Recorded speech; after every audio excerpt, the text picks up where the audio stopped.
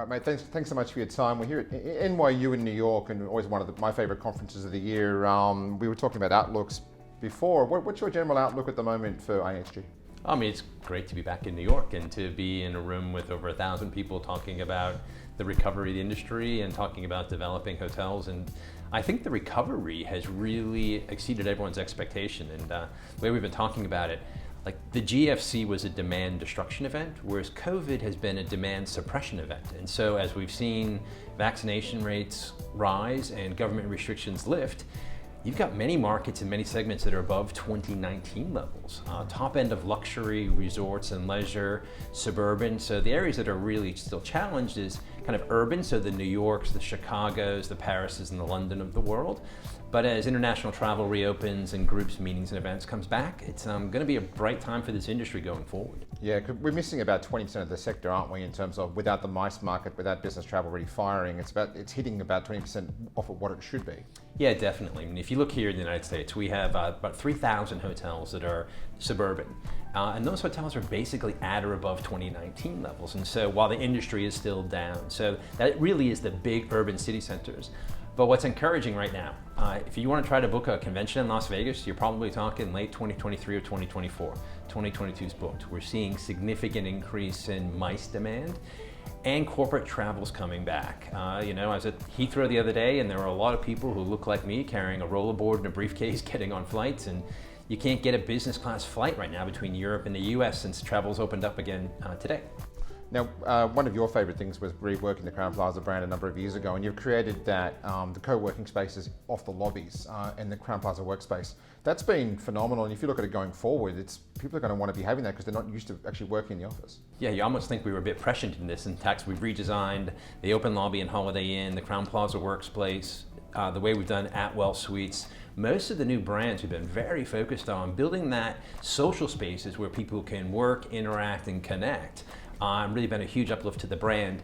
Clearly there's going to be significant demand for that going forward as people don't want to go back to the office 5 days a week, but also don't want to be sitting at their dining room table 5 days a week. They want to find those spaces where they can connect with people, and so I think that's going to be a new source of demand for hotels going forward. And many countries around the world, people couldn't really go out, couldn't do much, but they could go for a walk. So how important is wellness going to play into this, even in mid-market hotels where you have to have decent gyms? IHG was at the forefront of that before, but it's going to take a bit more prevalence going forward. You're definitely seeing wellness come even more and more important for people. So companies, we're talking about mental health, well-being, how do our brands need to react and evolve to that trend? And so we already had some brands with it, right? Even Hotels is all about wellness. Six Senses Resorts, clearly sustainability and wellness. But how does that flow through all of our brands going forward in terms of how we think about sleep, how we think about food and beverage, how do we think about the environment, and how we think about sustainability overall too. So definitely a trend that's here to stay and continue to grow.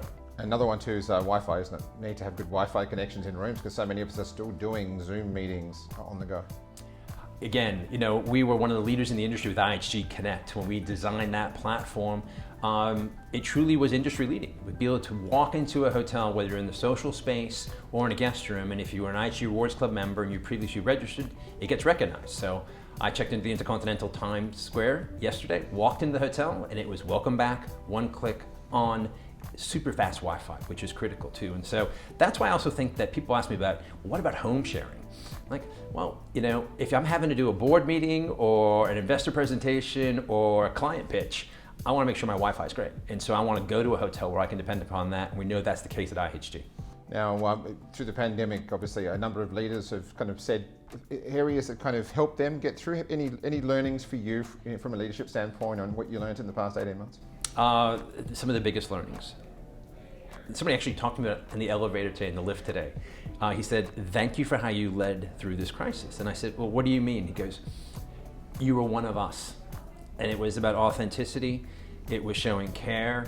It was me talking to thousands of colleagues from my dining room and saying, it's okay, we're going to get through this together. Here's what I know, here's what I don't know. I think it made, hopefully all of us, better, more authentic, caring, and compassionate leaders in how we think about running our companies too. And I think that's how you're going to attract and retain the best staff. That's how you're going to be more competitive going forward. And I think that's how you're going to get the best out of your people too. And so that was my biggest learning, was just being that human with people. And I think that helped us all collectively get through it and be well positioned. And IHG's in a great position today moving forward. And last question, hottest segment. Which segment do you think is going to carry it through on the next 18 months? I think leisure's here to stay. I think you're going to see, you've got the consumer globally has somewhere between $2 trillion and $3 trillion in their bank accounts they didn't have before this crisis. They have paid down debt and they are spending it on goods during COVID, but now that they can travel, they're spending it on shows, restaurants, hotels, plane tickets and experiences too. So I think you're going to see leisure be very, very strong. And at the top end of luxury and lifestyle resorts, almost no pricing sensitivity whatsoever. People want to get out and travel, they want to live life, they want to connect and see things. So, which is great for our business around the world. Awesome, thanks so much for your time. Hey, great to see you, thanks.